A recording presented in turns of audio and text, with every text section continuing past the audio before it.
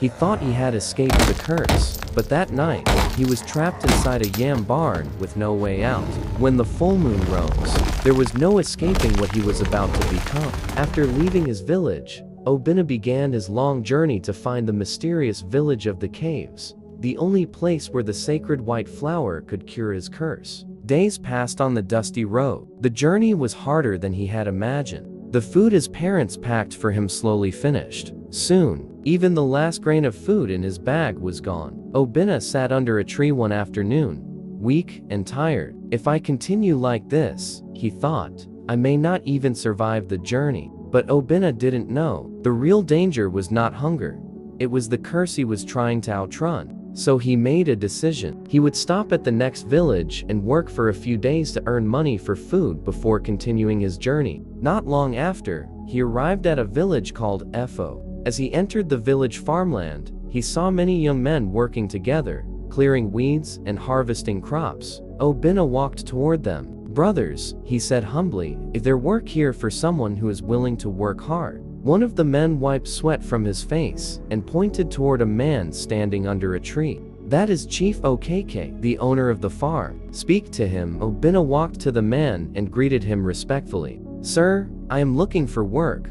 Chief Okk looked at the young traveler carefully. You look strong. If you can work hard, I will pay you. Obinna nodded immediately. I will work harder than any man here. But there was something Obinna was hiding, something that could destroy everything if it was discovered. But there was one thing Obinna did not tell him. He did not tell the chief that he was not from the village, and he did not tell him that he had nowhere to sleep.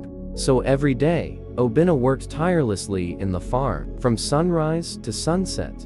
In the evening, when the other workers went home, Obinna quietly slipped into the yam barn to sleep among the stacked yams. Chief Okk never knew someone was secretly sleeping inside his barn. Days passed quickly. Obinna saved enough money and bought some food to continue his journey. His bag was almost ready again. For a moment, it felt like things were finally getting better, but Obinna had forgotten one thing. The full moon was approaching. One evening, after a long day of work, Obinna went into the yam barn to sleep as usual. But that same night, the farm owner and his workers came to arrange the yams for the market the next day. After stacking everything neatly, they locked the barn door. Without knowing, Obinna was still inside.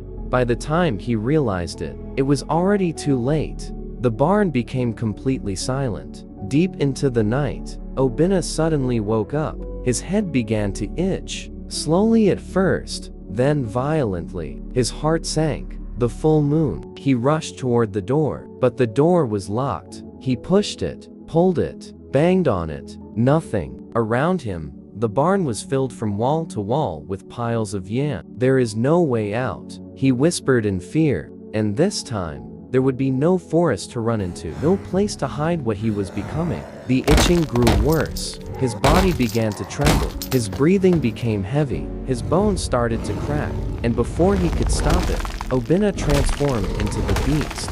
Inside the dark barn, the creature roared violently. It crashed into the stacks of yam. Yams rolled everywhere. Baskets broke. Shelves collapsed. The powerful beast tore through the barn in a wild frenzy throughout the night. And by morning, nothing inside that barn would ever be the same again. When morning came, the curse lifted. Obinna woke up as a human again. But when he looked around him, his heart nearly stopped. The entire barn was destroyed. Yams were scattered everywhere. Many were crushed and spoiled. The damage was terrible. And in that moment, Obinna realized something terrifying.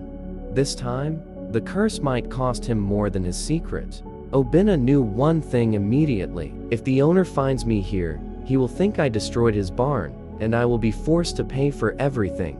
Without wasting a moment, Obinna grabbed his bag, his money, and the small food supplies he had bought. Then he ran away from the village of Efo before anyone could see him. He did not stop. He did not look back.